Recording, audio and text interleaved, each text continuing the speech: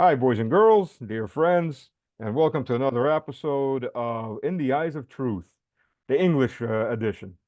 Uh, and for those who want to see the Russian edition, leave comments and I'll give you links to my channel there.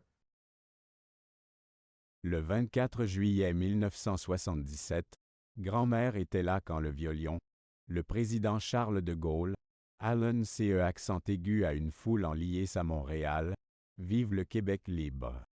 Mais où est la liberté au Québec aujourd'hui? Mais où est la liberté au Québec aujourd'hui? Je pense à ce que le général de Gaulle penserait du Canada. S'il était en vie, en 2024, ou ce que mon grand-père qui a débarqué sur Juno Beach en Normandie pour libérer la France, penserait s'il était là pour le voir. Je suis content que mon grand-père n'ait pas vécu assez longtemps pour voir ce Canada, sous le premier ministre Justéan Dudeau. Le Canada, où le Parlement a ovationné un membre de la Waffen-SS parce qu'il a combattu les Russes, les mêmes Russes qui étaient des frères d'armes de mon grand-père dans la Grande Alliance. Le Canada, où les comptes bancaires de camionneurs qui protestaient pacifiquement contre les restrictions pandémiques ont été gelés sans aucune procédure régulière. Le Canada, avec un Montréal, où je n'ai pas les moyens d'acheter une maison, même avec un salaire de programmeur. Le Canada, d'une loi sur les méfaits en ligne, imposant des recherches rétroactives, de publications sur les médias sociaux par la police, avec une possible peine de prison pour ce que l'État appelle le discours en eux. Le Canada, des soins de santé gratuites, qui retardent de les interventions chirurgicales pendant des mois, mais qui, eux, anassira les personnes souffrant de dépression clinique sans frais. Le Canada, de mon petit garçon de 6 ans, à qui on dit qu'il peut devenir une fille à l'école. Ou ma fille de 12 ans, qui s'inquiète des garçons qui pensent peut-être des filles, et qui gâche ses matchs de football et se douche dans le vestiaire de son équipe. Il est temps, comme l'a dit notre Seigneur Jésus-Christ, de laisser les morts enterrer leurs morts. Nous partons pour un autre endroit où notre foi catholique et la famille traditionnelle sont respectées. Exit Strategy, World, quitter le Canada.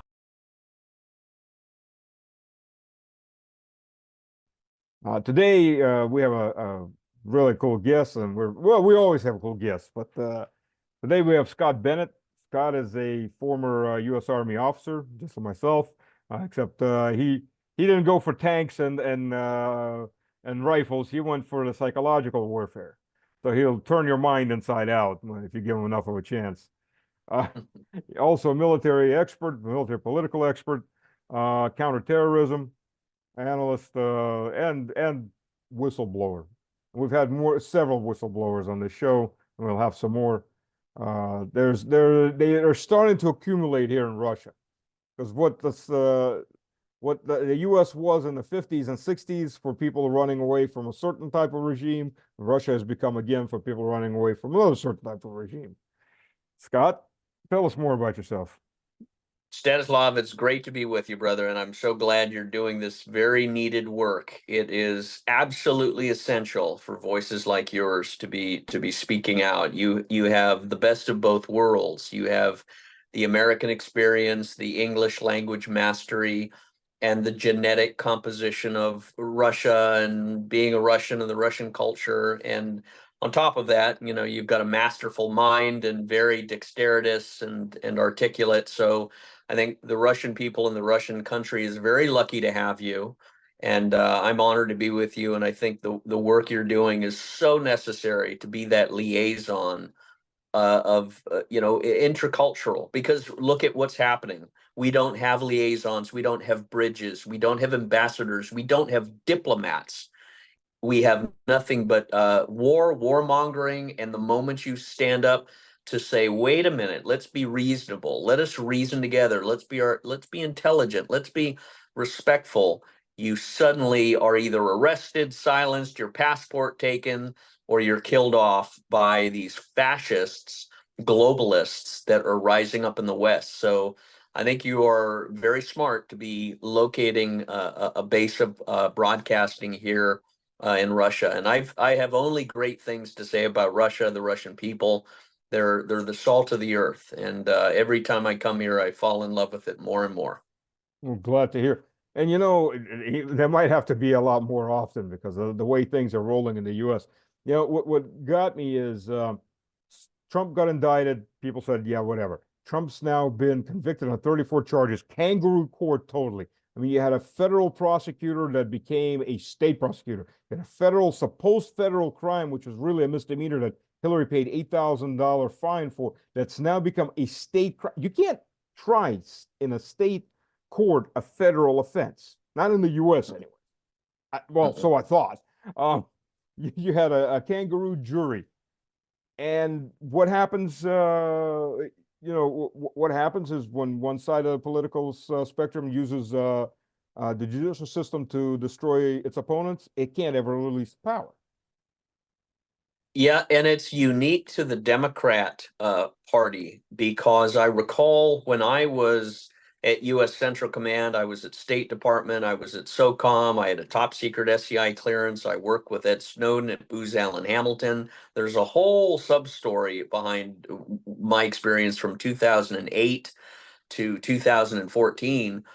But when I wrote my whistleblowing report, Shell Game, it was detailing as a counterterrorism officer at CENTCOM, following the money and doing PSYOP and looking at how terrorists were getting their money and what they were doing with it. I suddenly discovered the Clinton Foundation, the U.S. Department of Justice under Eric Holder and Lanny Brewer, the Attorney General and the Assistant Attorney General. Loretta Lynch was also under Holder's team. The Hillary Clinton State Department, the Clinton Foundation, and the Obama-Biden government in 2009 to 2014 were using Union Bank of Switzerland, the Swiss bank, to fund its black operations in Libya, in Syria, and now Ukraine. And I reported that as a military officer, as a whistleblowing report. It originally started as a military report to my USA KPOC, U.S. Civil Affairs Psychological Operations Command, saying there's some alarming things going on. This needs to be looked at. This needs to be investigated. Well, the next thing that happened to me, Stanislav, they came and said, you need to stop talking, and or else, and they didn't get into the details. They just basically said, or else. And the next thing I know, I am indicted for filling out a housing form improperly, allegedly circling the wrong form. And they said that was a violation of 18 U.S. Code 100-1, a federal offense. And I thought it was a CIA training operation, because I was supposed to go to Afghanistan. I had a top secret SCI clearance. I was at the top of my game. No one held a candle to me. And next, I had a PhD in political theory and a master's degree. I was fluent in Spanish. I mean, I was at the top. I thought, wait a minute, this has got to be a training operation, right? You know, the CIA is going to come and go, Mr. Bennett, you passed. Okay, here's your mission. No, it was the Biden, Obama, Hillary Clinton, Eric Holder, deep state reaction against me for filing a whistleblowing report. And it was when they arrested me, it wasn't until they threw on the handcuffs in the courtroom that I realized this is really fucked up and real. And by that time, your raft has been cut from the pier and you're way downriver, and suddenly you ain't coming back. You've got to wait until you come to another bridge, and that's going to be a year down the road. So, but I learned law. I was surrounded by lawyers. I was sent into a federal camp. The first time American military officer has been charged with filling out a military housing form and charged by the Justice Department, a civilian Justice Department charging an American Army officer for filling out American Army form on a military base. That's how they started this. By the way, that normally goes under a tribunal. Yes. That there's the Code of Military Justice that handles anything like that. Yep. And normally it's either military prison or a fine or bye-bye, have a nice life somewhere outside the U.S. Army. Yep. That's when I knew the military was desperately corrupted and beyond all hope, because they had a military hearing, and I said, why am I in prison for an issue that should have been resolved by the base commander at U.S. Central Command? I'll tell you why. And they said, we don't want to hear that. We don't want to hear anything about that. You know, they did not want to hear anything about the real reason why they threw me in jail. But you know what they meant for evil, God meant for good, because I was able, like I said, to learn law. I never shut up, and I continued. And I'll tell you, I'll show you the book. That whistleblowing report was started out as just an 8.5 by 11. I put into a bound copy shell game, and I sent it all around the Washington circles. And I got suddenly calls from Russia, from Iran, from Press TV, from Al Jazeera, from all sorts of stations asking what what's the story, what's going on. But they did this to John Kiriakou too. They've done it to Scott Ritter. All of us have served time in prison for ridiculous service to our country, doing our duty. Kiriakou did it by reporting the terror, the torture that they were doing. Of course, Ritter was doing his own weapons stuff, and I did the shell game on terrorist financing. Snowden left the country when he saw what they were doing to me and Brad Birkenfeld. So this has been a long time coming. And what they're doing now, we're launching from third gear to fifth gear. Oh, They're yeah, now yeah. on the final stage of a Bolshevik takeover in the United States. And this is when it's going to get bloody, either by patriots standing up and honoring their oath to defend the country against domestic enemies, or it's going to get bloody because the Bolshevik communist Democrats are going to exercise a genocide of every heterosexual white Christian American living in America. And they're doing it now by bringing in all of these immigrants and just setting the stage for a violence that this country has never seen before.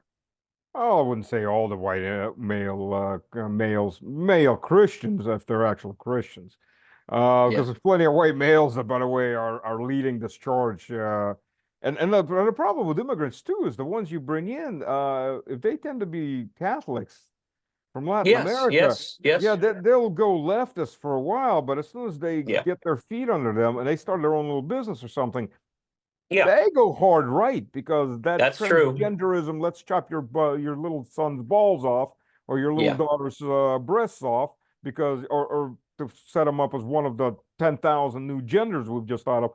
They don't buy Yes, into that yes. crap either.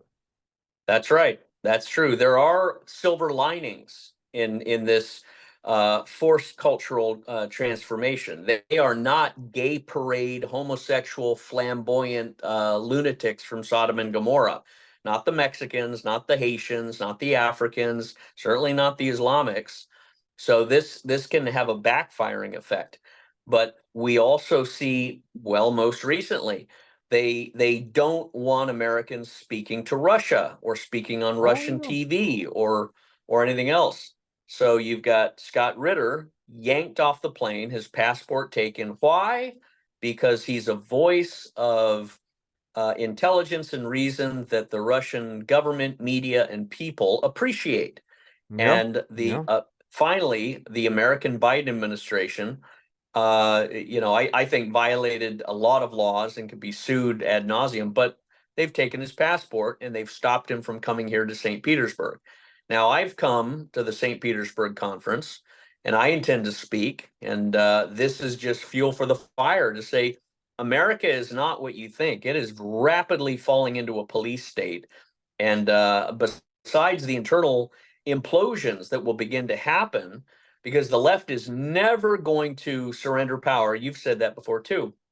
They are going to take us down the road of war to distract the population.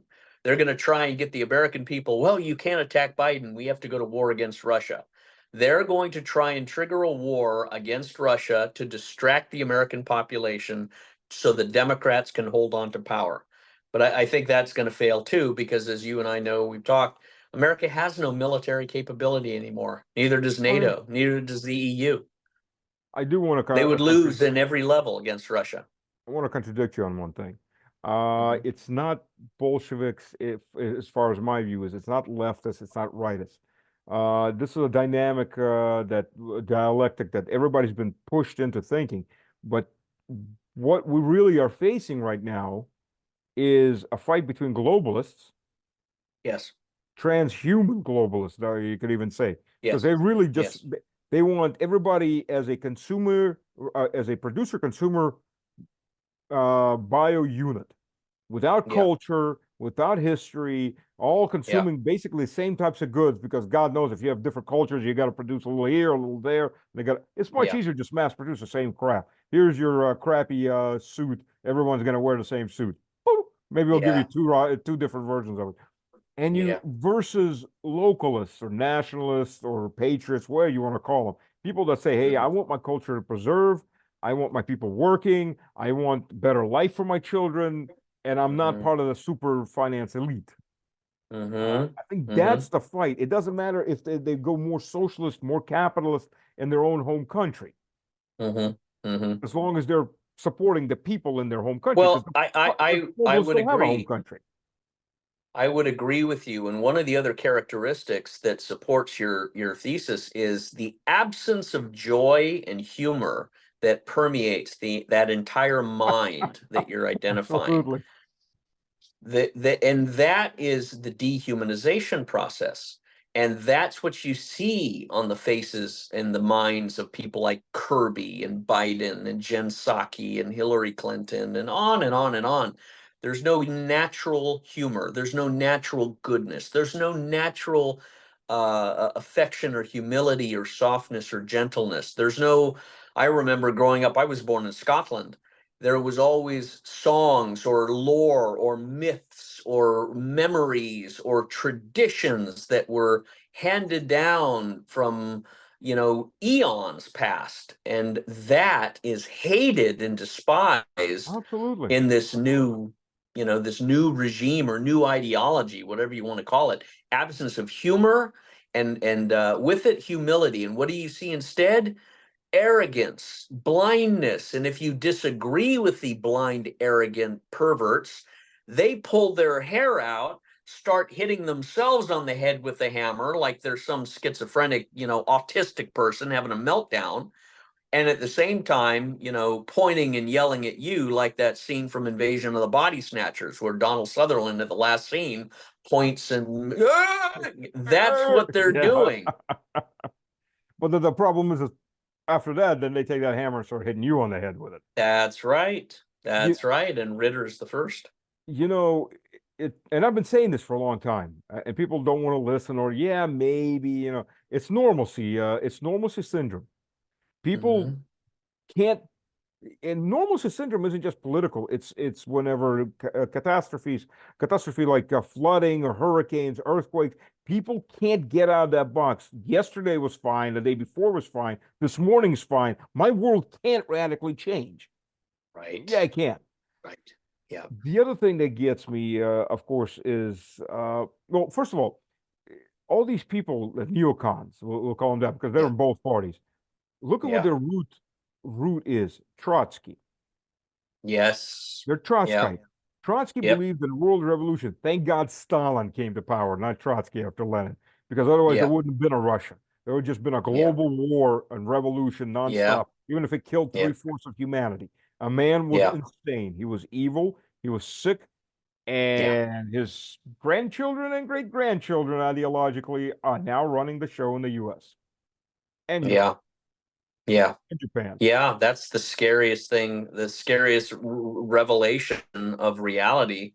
The Trotskyites in these positions. And that's why, honestly, Stanislav, I don't think you can have a peaceful diplomatic settlement because these people are incapable of compromise. They're Absolutely. incapable of reflection. They're Absolutely. incapable of honest reason, because it's like they're incapable. They're like vampires. They can't see themselves in the mirror, and they can't bear to look at the reflection on their mind, or they'll turn to stone.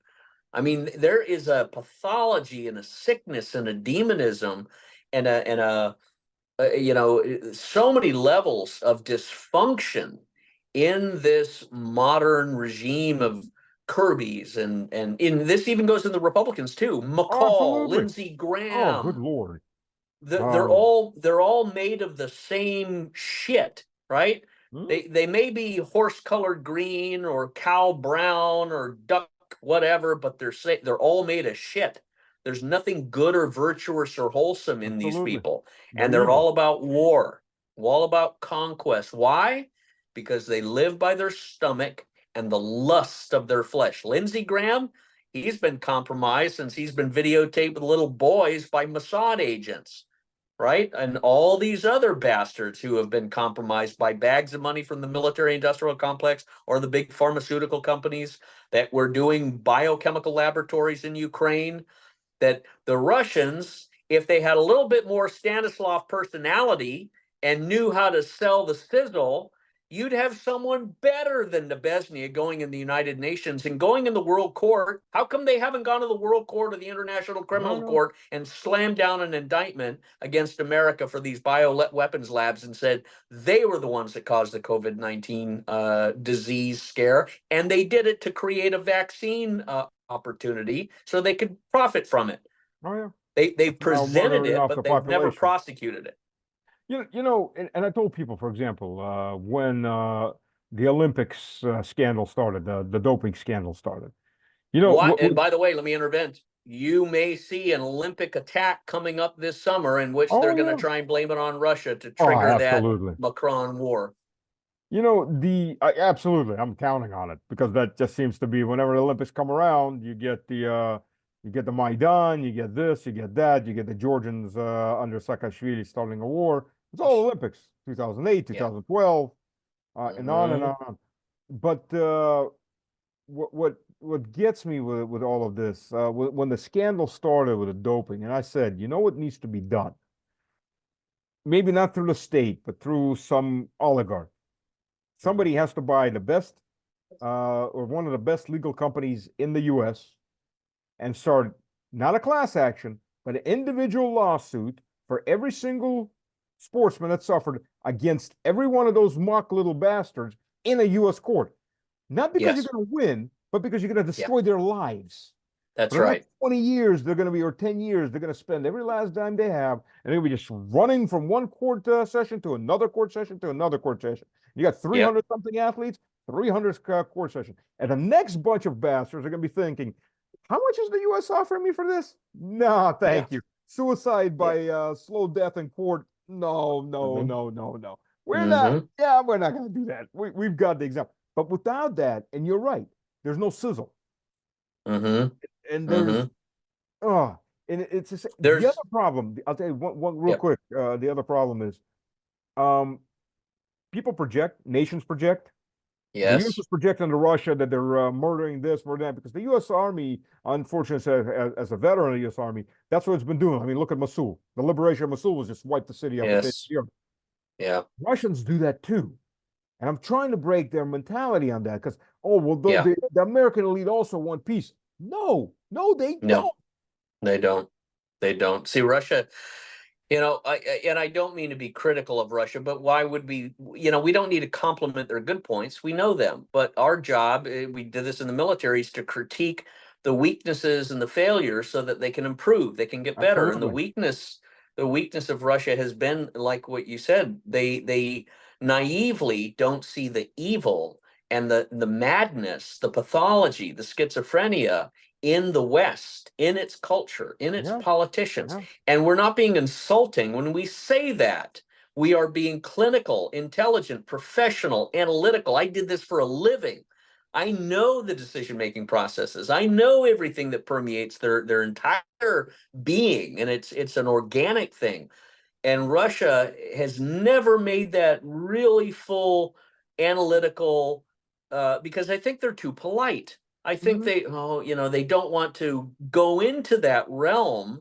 But you know what? You have to go into that realm to find out where the infection is, to tie a tourniquet around the gangrene areas that you can't see but are there. And if you don't cut them off, if you don't isolate them, they'll spread to the rest of the body politic. Ergo, all of the perversions and the poisons and the toxicity and the idiocy of American culture that is seeped into Russia in their music, in their videos. I mean, I said before, I'm walking in St. Petersburg, I'm seeing all these girls with tattoos, and I'm just disgusted. Yeah, I'm conservative. I don't like tattoos on girls. I don't have one. But to see the Russians doing this, I'm thinking, my God, you're killing yourselves by replicating some of the sickest people on earth.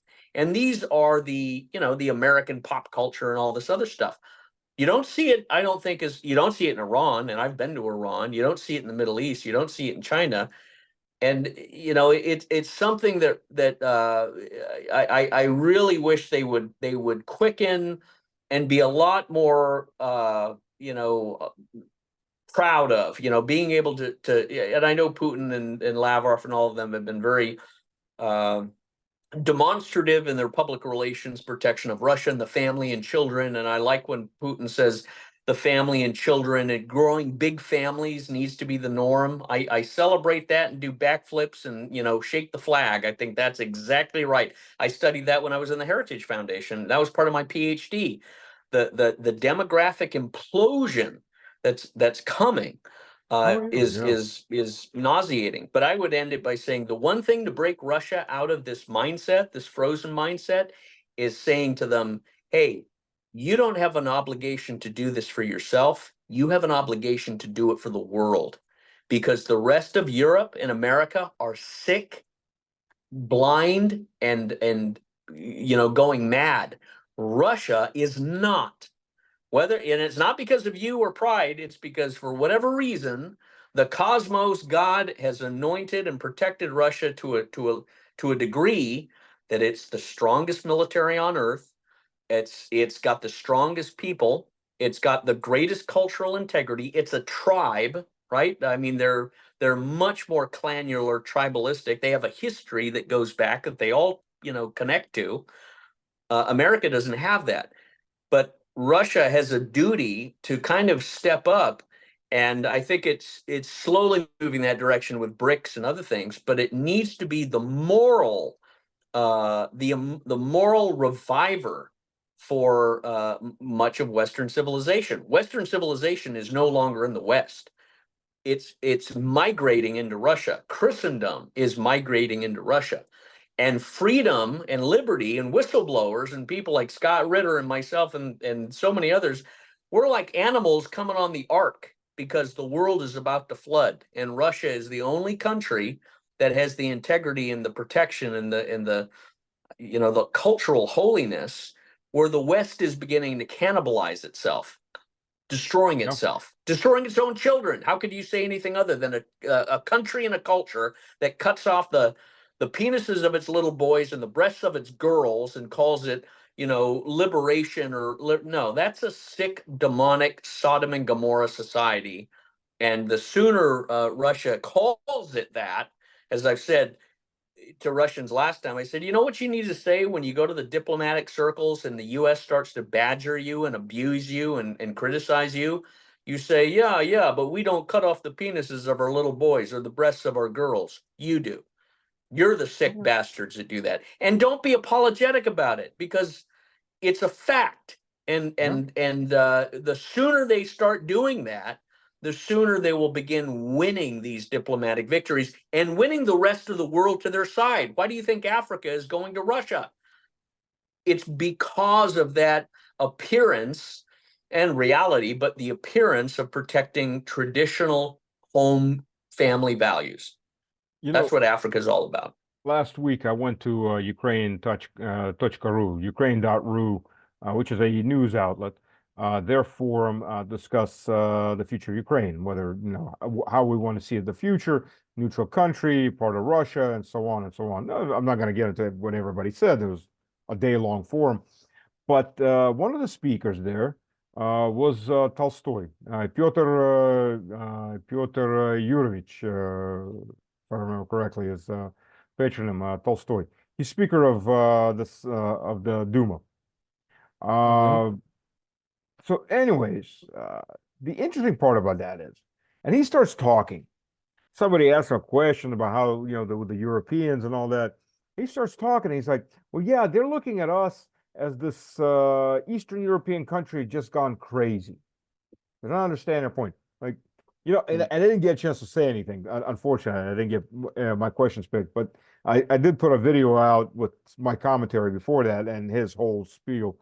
It's like, and we're going back to this. They're not looking at us as like Eastern Europeans. They're not looking at it as Europeans. We're white Mongoloids. They're either there to take our resources or we're going to come burn their house down. That's the mentality. It's and nobody, and a lot of the power brokers are still leaning to, well, we can talk to these people. In the end, they're still going to be rational. Well, Macron's going to be rational. Sunak's going. The only thing Sunak's rational about is to get the hell out of England before the war starts. Yeah. India. Yeah. I mean, that's why he Yeah. wants elections, spot elections. Schwartz is the rational. The Biden collective is rational. Who's rational? Look at Annalena Baerbock and look at Schultz. I've Annalena never, and 360. like I said, we've got German roots and bloodlines in our family lines. I am appalled and disgusted and ashamed of how pathetic Germany has just turned into almost a symbol of divine. Remember that big old Yeah. fat homosexual divine? That's what Yeah. Germany's become, divine. Because when you allow the United States to destroy the Nord Stream pipeline and cripple your economy and wage war upon you and the German people, and you do and say nothing, Schultz ought to be hung by the neck, drawn and quartered, beaten, skinned alive, and rolled in salt all at the same time. And same with Baerbock, and same with Ursula von Leyen. All of these people, particularly those who have offended and betrayed Germany. How Germany can have a revolutionary, I don't know if it's alternative for Germany party or something new, but there needs to be a revolutionary independent spirit that rises up in Germany saying, no, enough. We need to be back and friendly with Russia. That's how we developed an economy in the first place.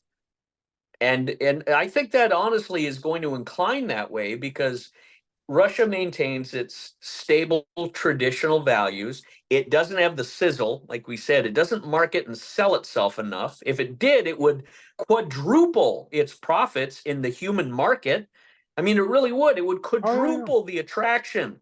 People would be flocking to Russia if they knew how to properly sell it with a smile, the little, McDonald's emblem or whatever you want to define as a brand of Russian marketing.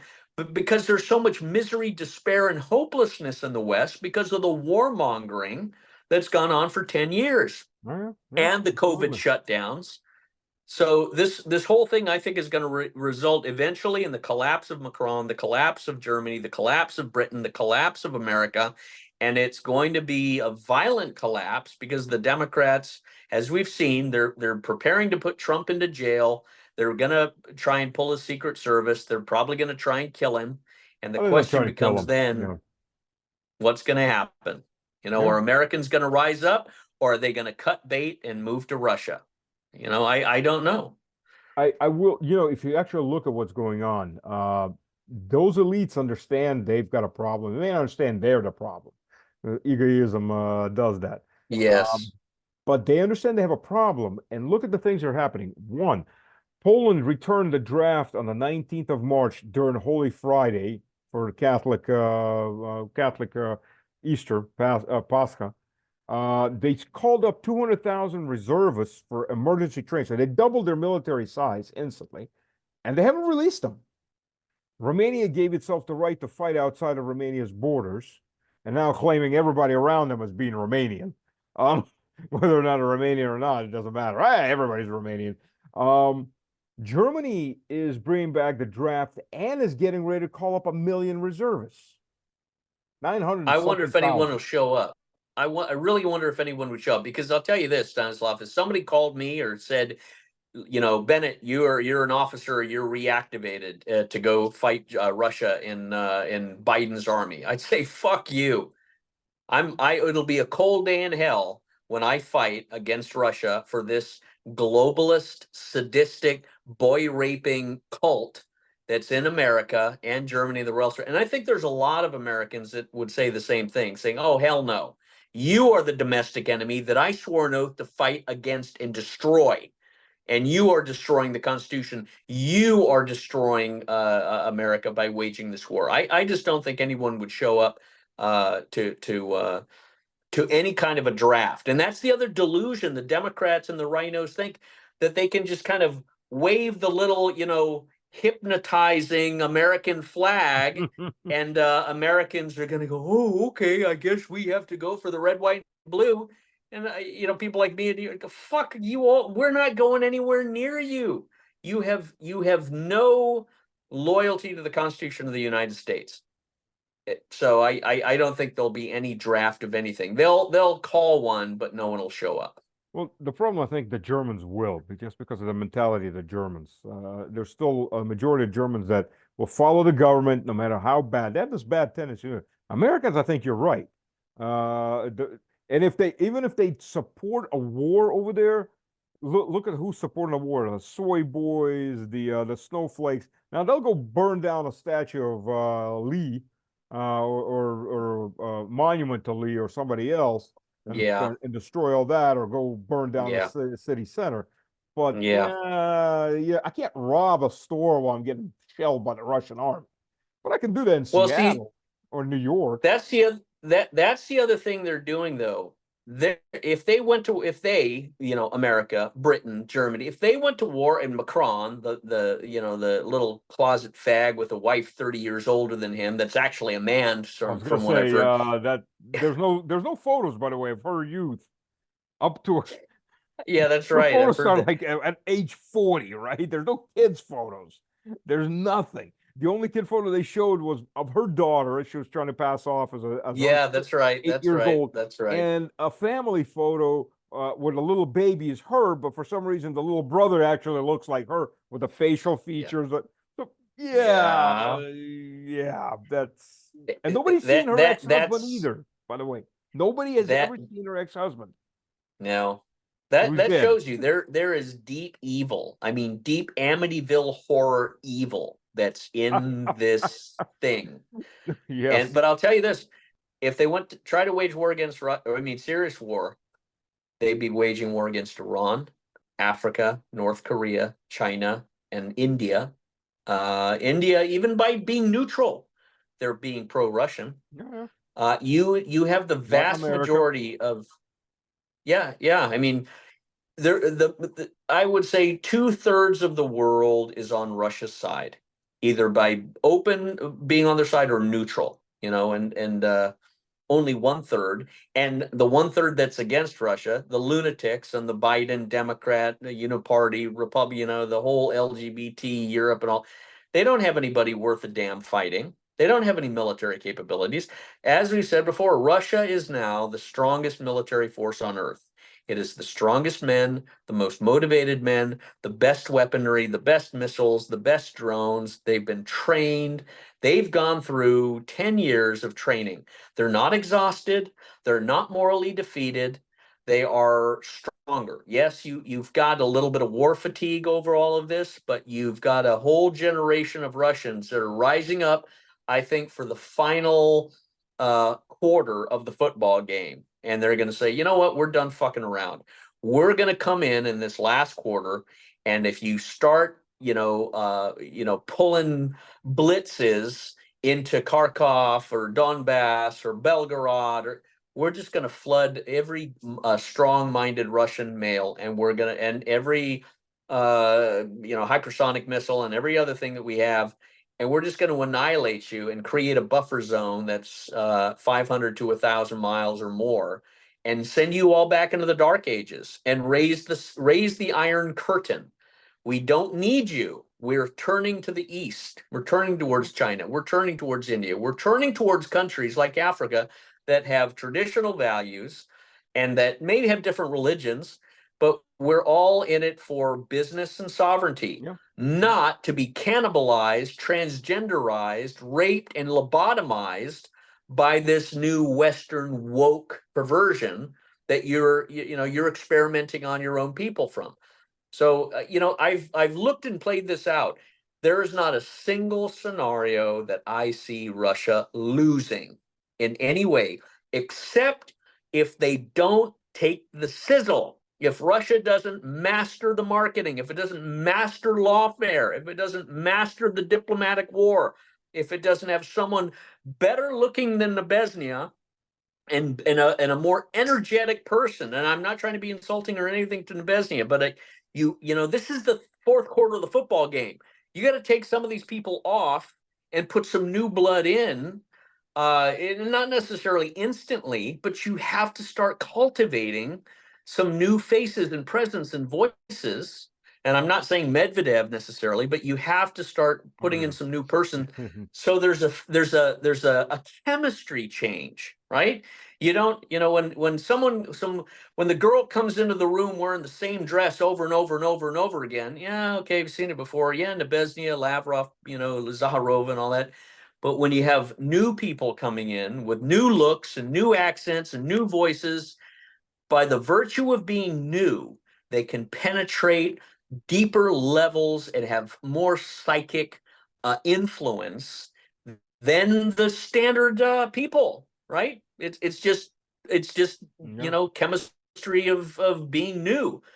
So Russia really has to make that political chiropractic adjustment, and suddenly all sorts of things would turn on. It's like Christmas bulbs, right? There's a lot of ones that aren't coming on that Russia just needs to tweak a little bit, and the whole thing would come to life, and you'd have a lot more light, and you'd have a lot more people and cultures and countries going, now we see. We've been waiting for that. We've been waiting for someone to come up and really tell us why Russia is good and why everything they've done in Ukraine was absolutely necessary. Yep. They Yep. haven't done that. And because they haven't done that, the West has exploited that vacuum and filled it with lies. Reach it, brother. Reach it. That's you got it. I mean, it's the truth. It's absolutely the truth. And it's unfortunate truth. Yeah. And unfortunately, our time is running up. We've got less than a minute. And this isn't over. Part two will be coming up in a little while, in a couple of days. There's a lot more to say. And I want to thank Yeah. everybody who joined us. So Scott, any last words? I'm very hopeful for the future because I know there are men like you standing in the gap, and I